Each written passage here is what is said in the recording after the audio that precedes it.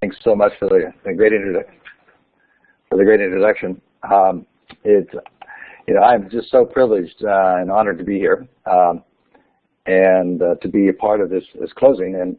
And what I'd like to do is kind of just give some observations first, very briefly, and then kind of spend some time talking about where we might go, both in terms of things we might do together, things we might do professionally to enhance global competence. And I really have been impressed this year by the diversity of the participation, both geographic, but also the fact that there have been so many students involved, and really teachers sharing from their classroom experience what's been happening, what they're doing, and it's really has been a tremendous peer-to-peer learning experience this week, and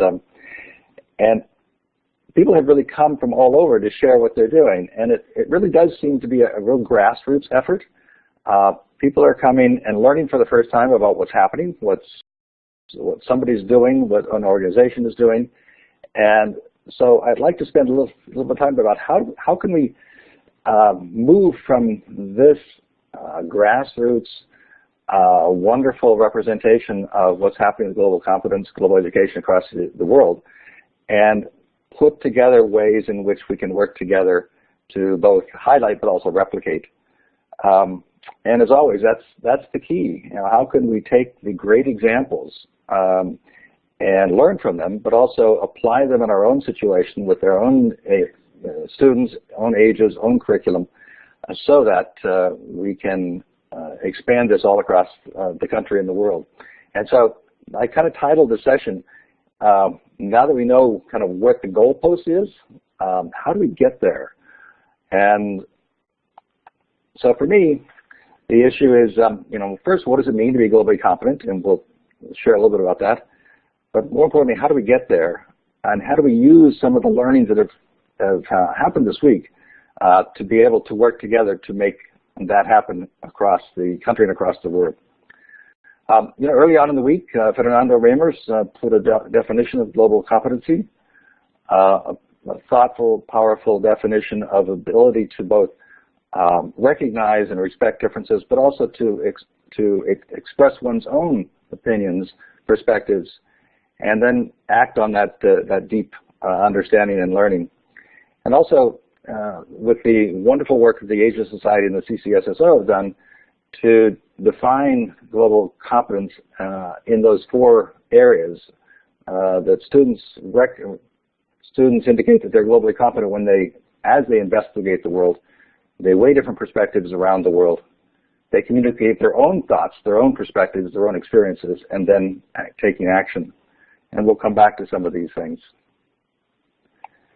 So, and then they've gone on, and particularly Veronica at Harvard, teaming up with Tony Jackson at Asia Society, has put together just a comprehensive way in which those four areas of global competence can be developed, how they all work together, and they reinforce each other.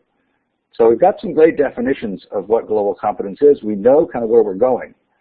And for me then, oops, that's always nice. But how do we get there? And where's the roadmap?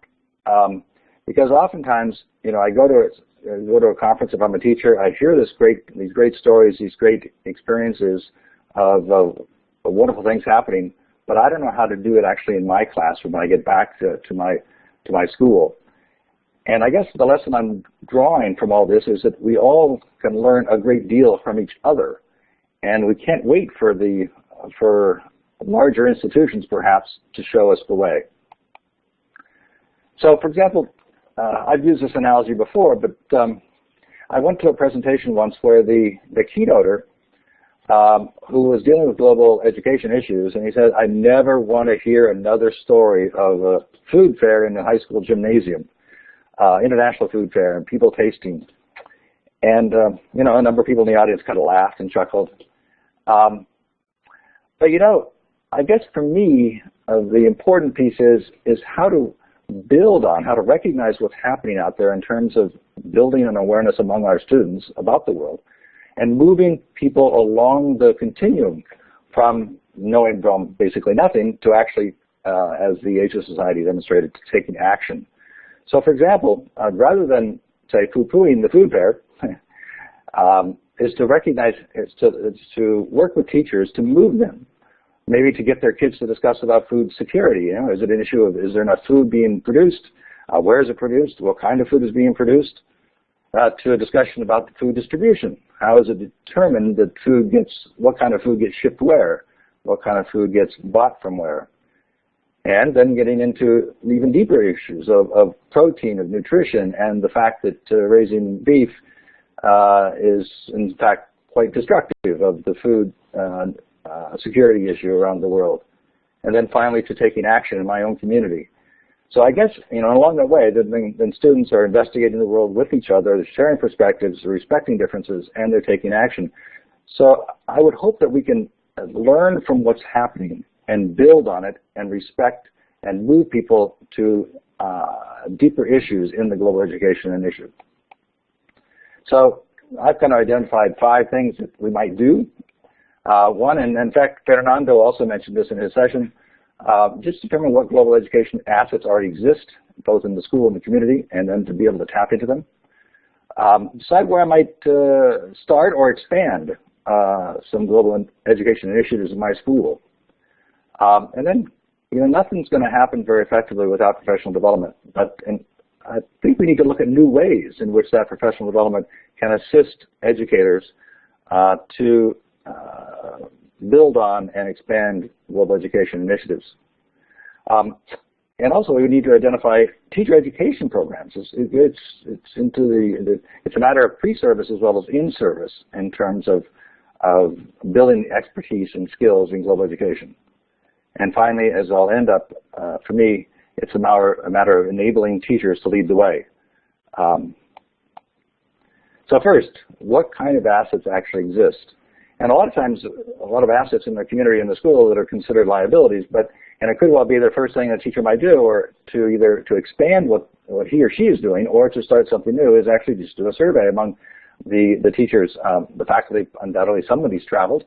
There are students, exchange students periodically. There are recent immigrant groups in the community, return Peace Corps. So where are those assets that a teacher who is either doing something and might want to expand to another curriculum area, or might want to start something from scratch, might call on? Where are the assets they might call on to actually make that happen? And of course, World Affairs Councils across the United States are doing incredible work with outreach with schools, with resources, and indeed, and as the entire economic system in the world is internationalized, the Chamber of Commerce and the business community has a lot to share as well. 2, and then kind of where should we start? And where should we build on? Let's say, for example, that there's already a world language program in German, Arabic, and have that world language teacher go down the hall to the art teacher and say, how can we work together to team teach both the art and link up the art curriculum together with the language curriculum, so that there can be a lateral expansion of the awareness and interaction with the world within that school. So see, based on that survey we might have done, to see where the resources, where the interest might lie, where the natural allies are for expanding. And of course, as we all know, it's ultimately every part of the curriculum can be internationalized, and is being internationalized by someone somewhere in either my school or in the rest of the country. We just need to find those people. 3rd, new forms of professional development. You know, traditionally, we bring teachers together for a half day or a day in a professional development session to talk about a new tool, a new methodology. And then the results are somewhat mixed in terms of what actually happens when a teacher gets back into that classroom in terms of applying it. And we've been piloting using online interactive online courses the last 10 or 11 years, where teachers have a chance to actually experientially try out the things over a 4 to 8 week period, what they're learning in that class on how to integrate the world into their particular curriculum area. And so they have a chance to work actually with their real students. They have a chance to work with the technology that they have available instead of what might be in a conference center. And we've seen dramatic results. There's a great dissertation that happened it was done last year in Delaware by someone from the State Education Department analyzing these kinds of issues. But we also need, and I think this is actually most important, we need ways in which educators can identify needs that they have in their particular curriculum area, in their particular classroom, if they're going to integrate the world into that, and find ways to meet that need when it's needed. And so some of the things that we're looking at, in fact, other areas have them, is kind of self-directed modules. The PBS has great STEM modules out there. National Geographic has a great whole package of modules for different areas for educators who want to learn. But I'm not aware, and maybe I'm missing it, I'm not aware that there are actually modules for global education. And there's a number that could be developed. We're looking at some. For example, how to use project-based learning to internationalize individual curriculum areas. How to make school partnerships work internationally. How to communicate cross-culturally in a virtual world, where your students, how do you enable your students to be sensitive about cross-cultural issues when they're sometimes either not seeing them, they're just writing, or if they're doing a Skype session and they're actually going to see them. What topics are important to know something about cross-cultural communication skills? Further, some more. What Web 2.0 tools are usable across different global economic and technology realities? We often have educators come to us and say they got this great new video conferencing system and now they'd like to work with schools in Ghana with it. And so it's important to know what the realities are in terms of technology around the world, and yet I don't need a whole course to do that. I may know all about project-based learning, I may know all about how to integrate it into my curriculum, but I don't know what's realistic in terms of technology. Or languages. I mean, how does one deal with interacting with Turkey when your students don't speak Turkish? What are the tools available? What are the methodologies that people can use to interact globally meaningfully in multilingual situations? And all sorts of other issues. And we'd love to work with others that might share an interest to see how experienced educators who have overcome or who have identified actually needs and then found ways to deal with them can come together to create such models. And of course, that's an ongoing process with more being made available, possibly made available all the time. Another one of our colleagues, actually Craig Perrier, who was one of our online professional development facilitators, came up to me with the idea of professional development mashup. And the idea is that, I don't need a 4 to 6 week course. I don't even need a module. Something came up in my class today that I need an answer for or some skills in. And so if you use the kind of mashup crowdsourcing concept to say, hey, I've got this need in this global community of educators that's together, and saying who can come together just temporarily, maybe for a few days or a week, just to address this particular issue and need that I have, so I can learn from your experience. Or vice versa, that someone has discovered this wonderful new technology tool, a new methodology of teaching geography or languages, and putting out the call to see who might want to team up with me so I can share this particular new skill, new tool when it's needed, when it's discovered. And of course, all of these sessions are then recorded and archived, and perhaps they might, if there's enough interest, become modules themselves. So just throwing out some ideas about what we can do as a community and work together to solve some of these issues. But as I said, we also need to look at pre-service, because future teachers are not coming out with the global education skills that they themselves need to actually make their new classrooms global. And so we're working with a new coalition of organizations to launch a forum for global teacher education in 2012 to provide the best practices, which universities are providing quality global education as part of the preparation of teachers who are going into math, social studies, whatever curriculum area. And so that students who want to become teachers, but also want to go into the field from a global perspective and learn these skills, can know which universities have quality programs. It's an exciting new development. And fifth, we've learned, and I've seen over this week, that we really need to kind of sometimes get out of the way and enable teachers to lead. And so I'd like to to hear from a couple teachers, if they're in the room, to share some of the ways in which they have kind of continued on this have progressed from almost no activities in terms of global education to some, and what their future possibilities are. I'm going to scan there's Deanne. Can somebody give Deanne McBeath a microphone? Or can I do that? I can do it. I'm sorry, Ed. Who would you like to give it to? Deanne McBeath.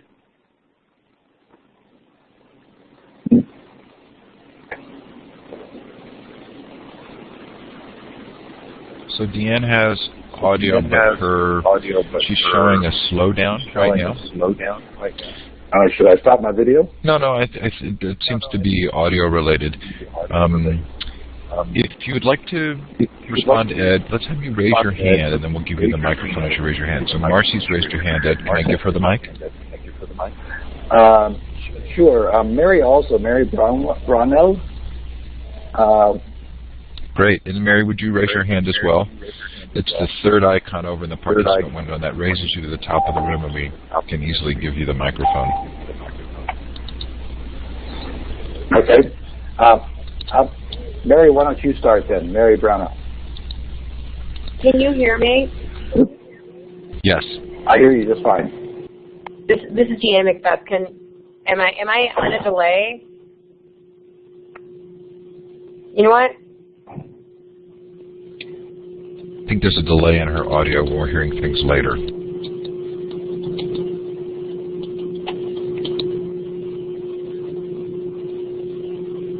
Ed, let's go ahead and turn your video off for this and see if it makes a difference. I think I'm on a delay. Can you hear me, Ed? It's Mary. Yes, I hear you, Mary. Go ahead. Yes, I hear you, Mary. Go ahead. Great. Boy, I don't even know where to start. Where would you like me to start? I have all these notes. Mostly they're about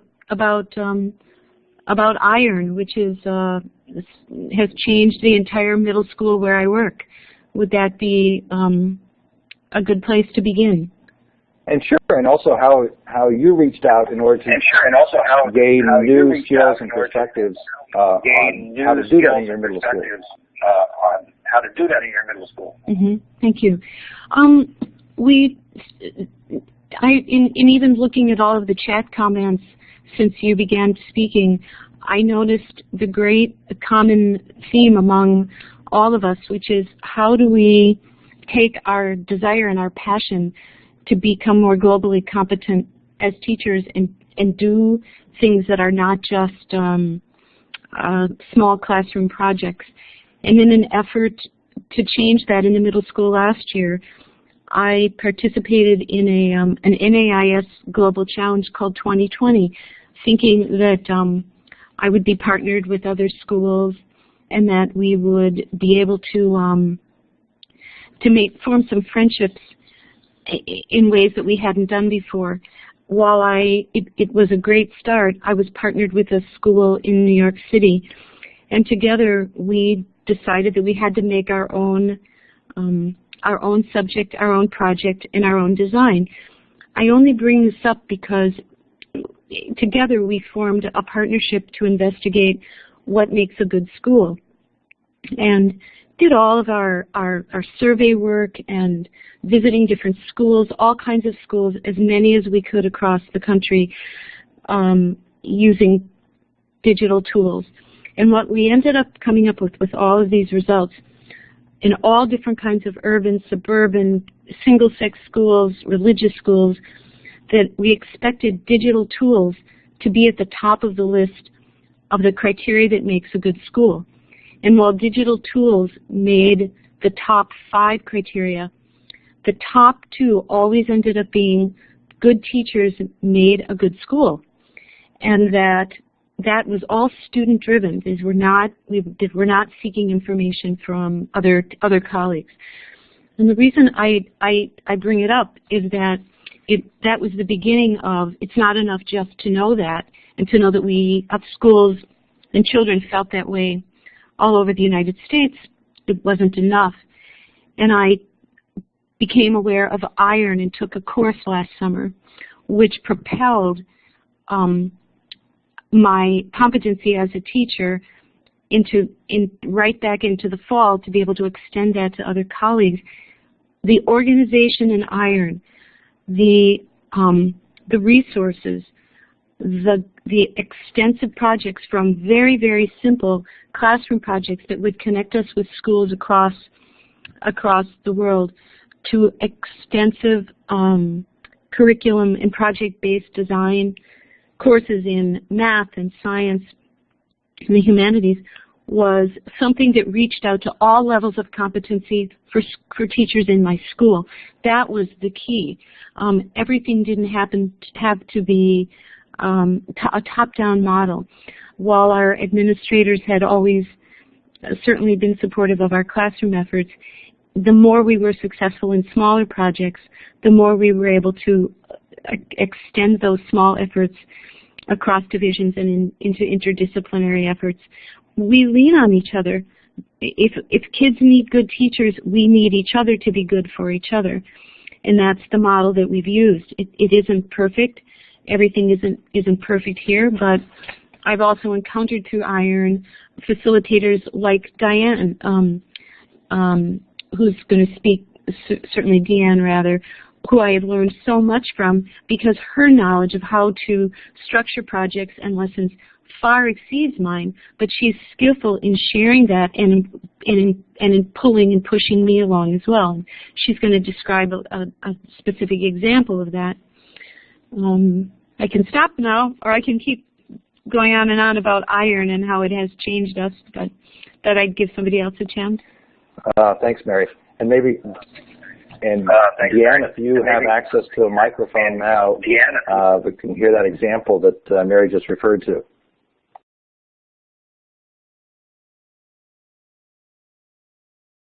So, Deanne, I've given you microphone capability again if you want to try your mic.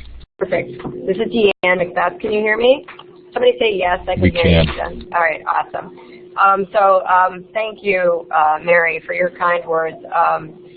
And I teach in a school in Trenton, New Jersey, an urban school in the United States of America. And I just wanted to talk a little bit about, I guess, global competency and teachers becoming globally competent and technically competent so that they feel comfortable working with a program that's online like iEarn. I did a professional development the other day about iEarn, and I handed out like a list of cities in the world and asked everybody to find out exactly, or to write down what countries the cities were in, and these were adults, teachers, and it was just amazing how few cities we knew, myself included, what countries they belonged in. And I think when you're trying to help students, particularly elementary, middle school students, become more globally confident, you have to keep in mind our comfort level with that as well. But it was very interesting to find, to just go past that. We did that with world figures too. But anyway, this is my second year working with iEarn. Last year, I did a project with, I did several projects, but one stands out. I worked with Manal, a teacher in Oman, and we worked on One Day in the Life was the name of the project, and the students in Oman did work, and my students did work, and we exchanged them via snail mail. And the global, for me personally, to learn about the culture in Oman, I don't think I could have picked Oman off a map prior to that, even though I have been fortunate enough to be in Kuwait. I've traveled to Kuwait before, but I still didn't know that Oman was a country in the United Arab Emirates, and I hope that's even the right thing to say right there. But anyway, it was really wonderful to get to know Manal and to find things out, like, for example, we wanted to Skype, and she wrote and told me that the main operator wouldn't allow Skype in her country, and I'm like, who is the main operator? Which is really just their political structure, wouldn't allow her to Skype with me. And then when there were the Arab Spring, when there was the uprising in that part of the country, that part of the world, I had a friend who lived there, and and her communications with me were cut off for a couple months. Her husband was put in jail because he's a professor who apparently had views that were not respected.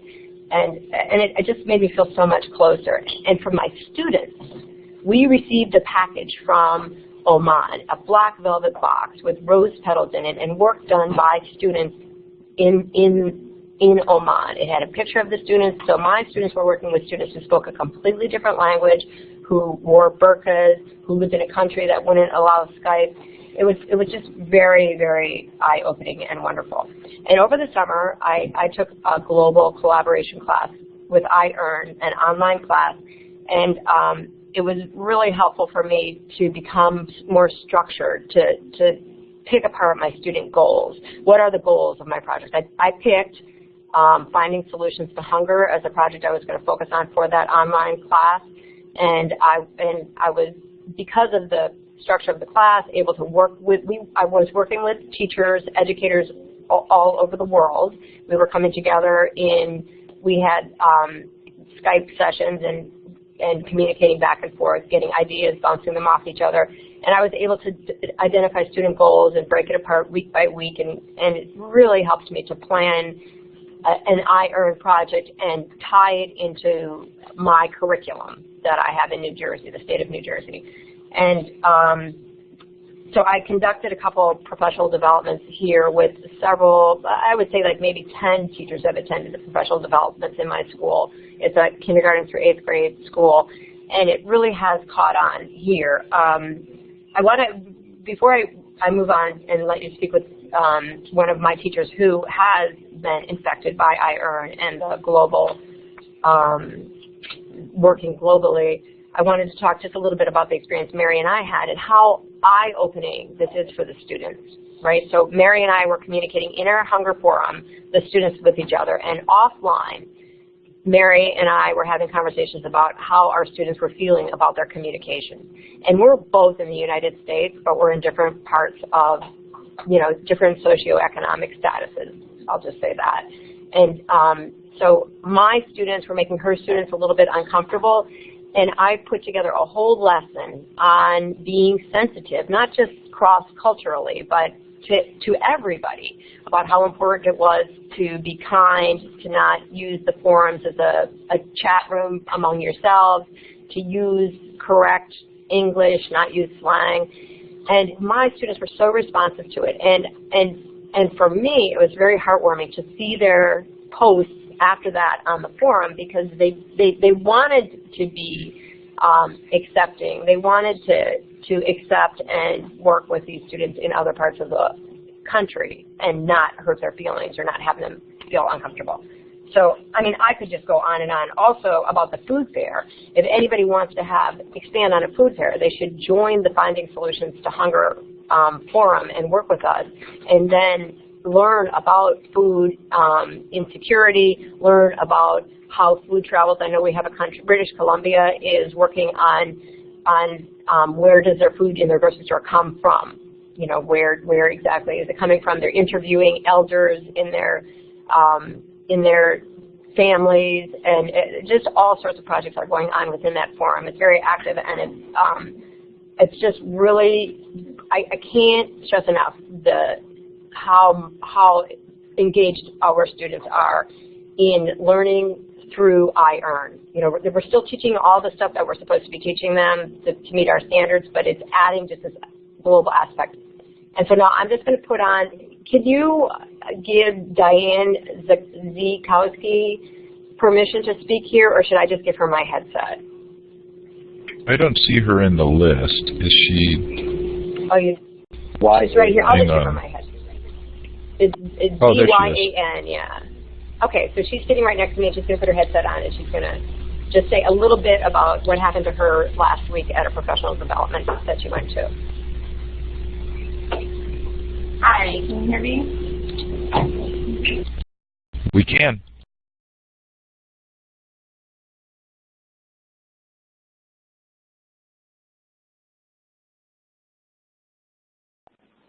Well, we may have lost him there. Maybe we'll come back and see if we can pick up, since others may have some comments as well. The point I'd love to make is that just listening to those stories is that, one, there's a transformation that took place in their personal life, in their lives, but also in how they teach, but also in how they relate to the other teachers. I mean, I heard the two teachers who'd taken the online course then went and did their own professional development within their own school. So they're basically laterally expanding this experience and skills within their own school to other educators. And it sounds like Deanne has gotten Diane has whoops. Diane, are you there now?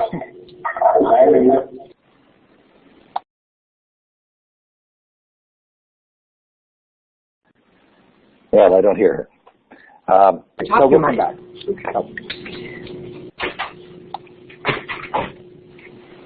Hi, this is Diane. Can you all hear me? Yes, we Hello? do. I can't hear anybody. Yes, we hear you, Diane. She's also Okay, got you the guys red hear me, dots but next I to don't her think I can mic, hear so there's you. a delay. You don't have to do that. Okay.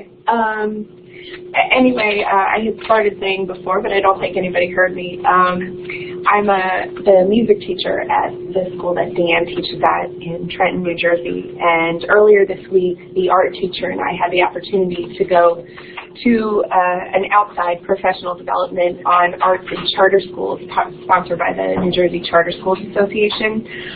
It was a forum for creating advocacy for the arts. And giving us resources and opportunities for professional development and ways to expand our program. Fortunately, I've been at this school now for 5 years, and I've built my music program, and so I was able to offer some things to them. And one of the things that I spoke about was the way to connect with others, not just in your school or in your town or your city or your district, but across the world. And I had the opportunity to talk about the work that Deanne did, which is very limited. I don't know the extent of everything that she's done, but I was able to introduce them to iEarn and tell them what I have learned from the professional development that Deanne has done in our school, and how influential it has been on me, and how we're in our school we're very excited to continue learning about iEarn and getting to use iEarn with Deanne, and ultimately our school, particularly the middle school portion of our school, is going to be working together on some projects and some service learning things, and we hope to share this on the Hunger Forum. And so I spoke about that when I was out of the school, and it was so funny because once I said global and connect, everybody just kind of started writing, and they were like, how do you spell it? What do we do? Where do we log on? And so hopefully, it was something that sparked more interest in this really, really wonderful thing that you guys have going on here. So, thank you. Here's Deanne. Well, thanks to all three of you. Yeah, I didn't know this. All right, I'm going to turn it over to Ed. Thanks, Deanne, Mary, and Diane. I did. Underneath where it says the main room, right above where it says the main room are the emoticons, and I would like to just say or encourage people, if you really enjoyed those stories, but also if you just learned something from those stories, let them know with a smiley face or an applause or something. Because to me, it's that real classroom experience, an authentic experience that's being shared here. And I didn't know that story, actually, about how Deanne, as a technology person in the school, then went down the hall to the art and music teachers to enroll them as well. I think it's a great example. And as we learn from these kinds of champions, and from the ones this week, so the question for me is, how can these experiences be known first in forums, in addition to the Global Education Conference Week? During the year, how can we create ways in which these activities are known, but also how they can be replicated? And further, like I said earlier, how can we have educators come to events like this or others where they hear these fantastic stories, and how can they go home then and actually act on those stories in their own setting with their own teachers, their own students, and their own curriculum areas? And finally, how can we, as a global community, global education community, now tens of thousands strong? I understand that the global education Ning has gone a jump by 3,000, so it's up in the 10,000 range now with Lucy and Steve. And to me, that's powerful stuff when we got that many people able to work together. And the key is, indeed, working together for me, because we really need to mobilize to make this real for the rest of the country and the rest of the world. And I would argue that actually 2012 is a pretty critical year. Our President, our Secretary of State, our Secretary of Education are all saying positive things about global education, about the importance of knowing other languages, about the value of going abroad, all those kinds of things. We don't know what the future holds. And to me, we need to come together as a community this year to lay the groundwork for truly expanding on what's already happening. Why? Because, to be frank, if we think that the 21st century skills and others, including global competency, ability to work in teams, collaborate, knowing other languages, familiarity with technology, if those are skills that students need to excel in the 21st century, then all of our students need it, everywhere. And it should not be the privilege of a few that happen to be able to go overseas, for example, and learn firsthand with other cultures. It's an issue of justice, issue of equity. And I would argue that actually just world peace depends on it. This world has to know each other better so that as adults, people integrate into their personal lives, their professional lives, their businesses, their journalism, whatever business they're in, aspects of global competency that they gained as students. And finally, we need to do this year and soon, because our political leaders, our Congress, our Department of Education, and the state, they need to know what's happening.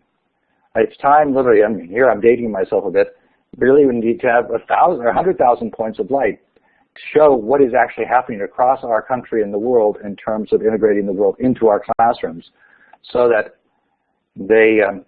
others can follow. And I love this quote from Gandhi, because I think it's really appropriate right now, because as we've seen this week, as we've seen from the stories and experiences here, the leaders are really those in the classroom. Those are the ones that are experimenting, those are the ones that are trying, those are the ones that are reaching out, those are the ones that are actually teaching each other.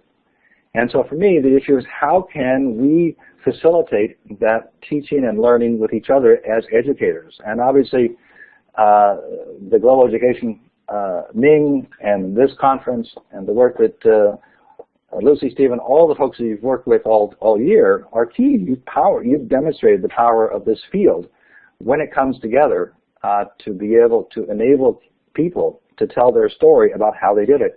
And we need to develop ways that happens all year and not just during a wonderful week in November. And then there's some great initiatives that I've started. The Connect All Schools initiative literally allows teachers, students, and organizations to share how they are bringing the world into their classroom through technology, through exchanges, through global curriculum.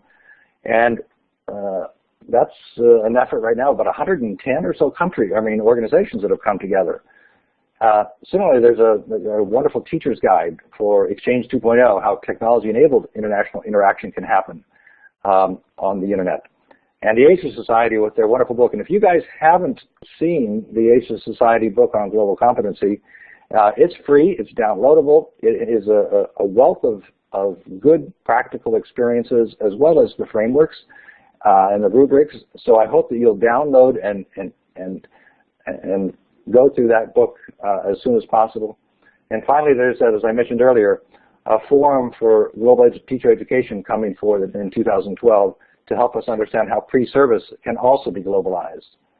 So really, for me, this is a call to action, and I really thank Lucy and Steve and everyone else and everybody this week for really putting together the obvious, to make obvious the fact that we all have a lot to share and we have a lot to learn. And we all have, we're all at different points on this trek toward global competency. And what I know someone else might not know, and what I don't know, I need to learn from those that are out there doing it in the classroom.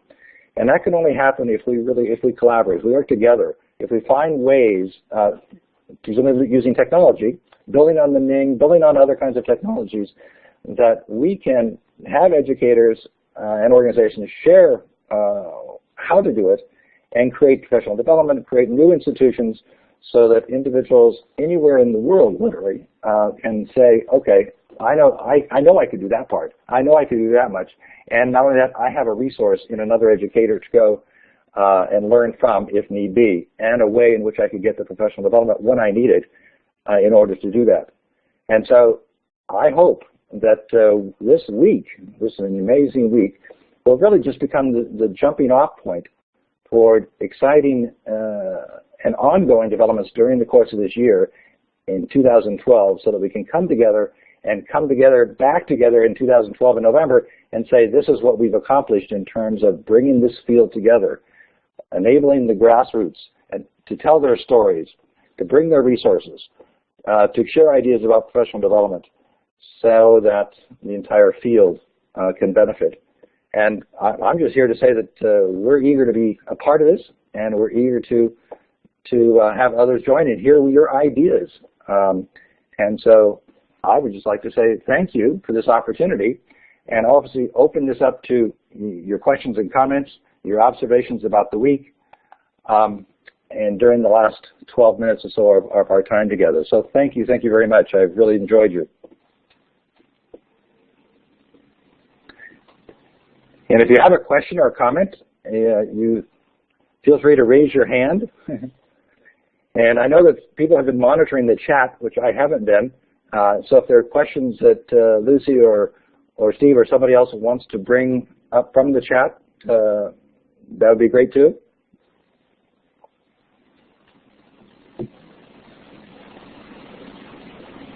I just gave the mic to Patricia. I think she has a question. Patricia, to turn your microphone on, you click on the talk button at the top left of your screen.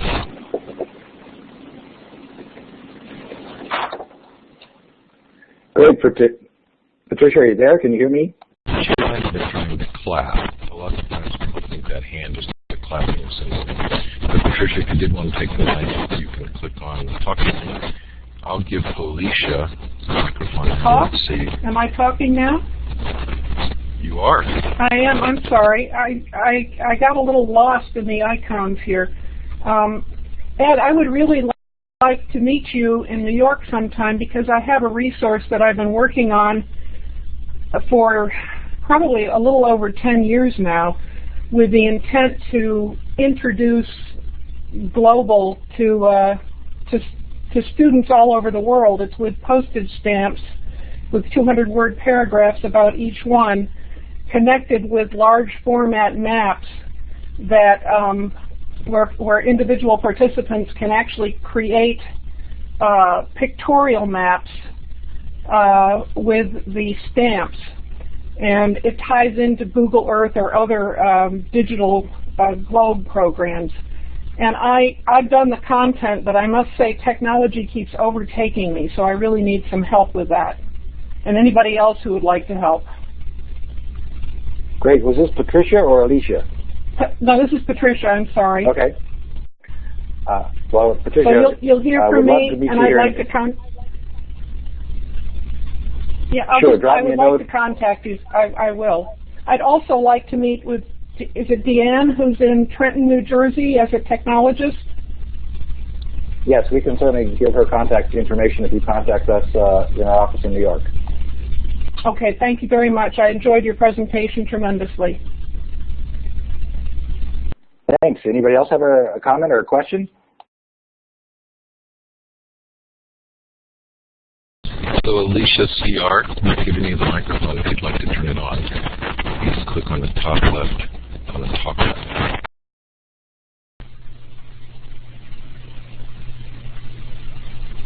And Alicia, if you can see your microphone turn on with no audio. So the other thing to do is turn your mic off. And Mary, would you turn your mic off for a second? Let's make sure that Alicia turn your microphone off and go up to Tools Audio and run the Audio Setup Wizard, and that should allow you to configure the microphone. Mary, did you want to take the mic? Thank you. I just wanted to, I wanted to thank you, Ed, for starting IRON in the first place years ago. For teachers like me who could tap into it very easily, very quickly last year, the wealth of projects, the resources, the connections, it's made a difference in this little school outside of Philadelphia where I work. And those projects and all of the other facilitators have made a difference in the kids' lives here. I can't keep them away from global ed. Other teachers want to do projects. Nobody wants to stop. There is no stopping the desire to be connected, to integrate it into curriculums, until the curriculums change.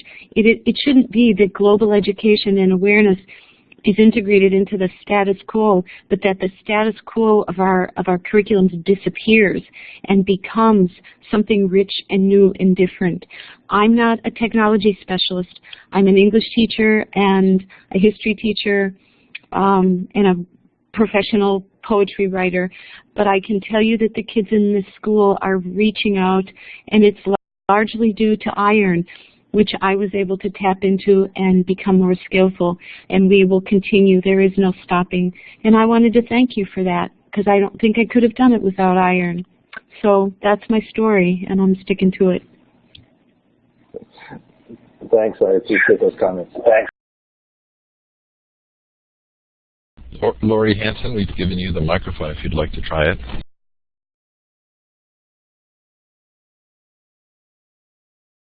Lori, to turn your microphone on, you click on the talk button at the top left of your screen.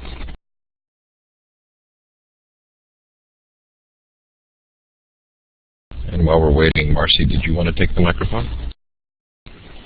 Hi, it's Lori. I figured it out. Go ahead. Again, I wanted to join everyone and say thank you so much. It has been wonderful. I'm a little bit late to the party. I didn't join until yesterday, but it's been quite inspiring. And I just wanted to say thank you through my voice. And also, excuse my ignorance, but is there an area on the conference where we can actually continue the conversation on this particular topic? So we could encourage Ed to start a forum discussion. You can also send Ed messages directly on his page on the network. So the Global Education Conference.com. I'd be happy to start that topic, Steve, and welcome participation from all those on this session, but also from around the global education field. Great. So I think, Marcy, you had your hand up and turned your mic on for a second there. Do you want to turn your mic back on? Hi, Ed. Thank you for a very wonderful webinar, and thank you to Steve and Lucy for bringing a whole week's worth of incredible information to everyone who is interested in global education. I'm a retired teacher after having taught in Brookline, Massachusetts for over 33 years. And what I have done, if anyone is interested, and Ed, this is for you as well, is I've integrated literature, technology, and social studies with a global focus, aligning the curriculum to the Common Core standards, particularly at the elementary level, grades 1 through 4. I don't think that the elementary teachers get enough, that they do enough for global communication, and I would like to help that happen. A lot of recordings are for, and especially for the National Council of Social Studies, it's all for middle and high school teachers, and I really believe that for elementary students, global communication is grassroots. We need to learn how to respect each other. We need to learn how to respect the traditions and cultures of the children in our classroom. And the only way to do that is to promote global literacy to children at a very, very young age. So I'm putting myself out there as a retired teacher to try and help anyone who is willing to be able to push this forward. I've been to all the countries that I've taught, and I've taken videos and pictures from a child's perspective to teach aspects of learning. And I have all those on my computer. So anyone who's interested, please tap me. I want to push this forward. I want action to be taken. I think this goes beyond pen pals, although pen pals is really the way that young children learn, but also to be able to promote the curriculum where teachers teach cultures to students so that they learn to respect others at a very young age, which will promote peace in the future. Thank you. Thanks, Marcy, for those comments. They reflect very much the experience of our network, and in fact, I don't know, I'd say about half of our projects are for elementary school age. And in fact, it's oftentimes much easier for an elementary teacher to integrate this kind of international collaborative project-based learning into his or her curriculum, because the teacher has the students all day. The day is very interdisciplinary, just like the projects. So it could be an art component, it could have a math component, it could have a social studies or a reading and writing component, all within the same project, and it'll span that teacher's day. And because he or she has them all day, they can integrate it into various parts of the curriculum. And I agree totally in terms of what you said in terms of starting this early, because that's where the students, or that's the time when students are getting their images of the world, or getting their impressions of different cultures, different languages. And so I would love to connect with you on these kinds of issues. I've given the microphone to Bouquet.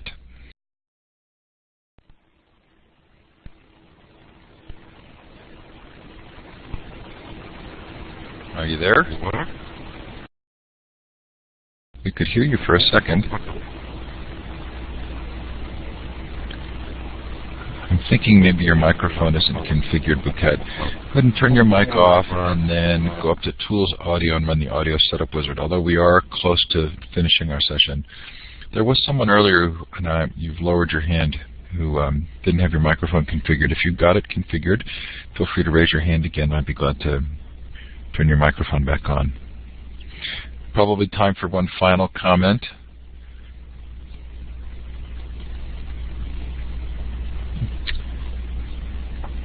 Well, Steve, I'm sure this is going to happen in the party that comes next, but I would love for everyone to give a shout out. If you've enjoyed this week, and if you want to just say thank you to Steve and Lucy, again, use the emoticons, the applause to say thank you for all the work. There's a lot of behind the scenes work that has to happen with this. And I know they haven't gotten a lot of sleep this week, so I just want to say thank you myself, and I hope everyone will join me in appreciating the incredible work that you've enabled us to do and that you've done. Thanks, Ed. Lucy should get some special recognition here. She just rocked it with the keynote sessions. I'm so impressed. We've had a great time. And now look at all those other questions that have popped up. But I do see it's 12 o'clock on the East Coast.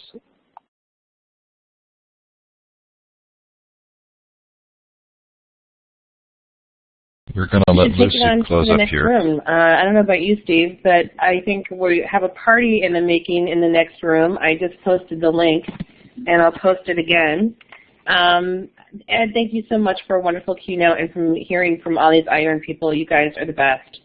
And I hope that we can continue this work in bigger and better ways. So let's go party and talk about some of these ideas. I also highly encourage you to go to our conference website. I started a discussion forum post on reflections. So if you have anything to say, please use that space, and all 10,000 of us will jump in there and add a comment, I'm sure. Steve, any final comments?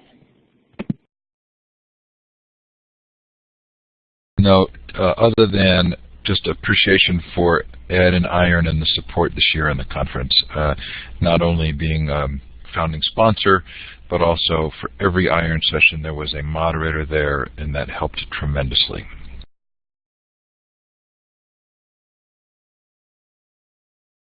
Okay, without further ado, I have to echo Steve's comments, and I also want to say, Steve, I don't know what I would have done without you. I could never do any of this without you. Thank you for your part.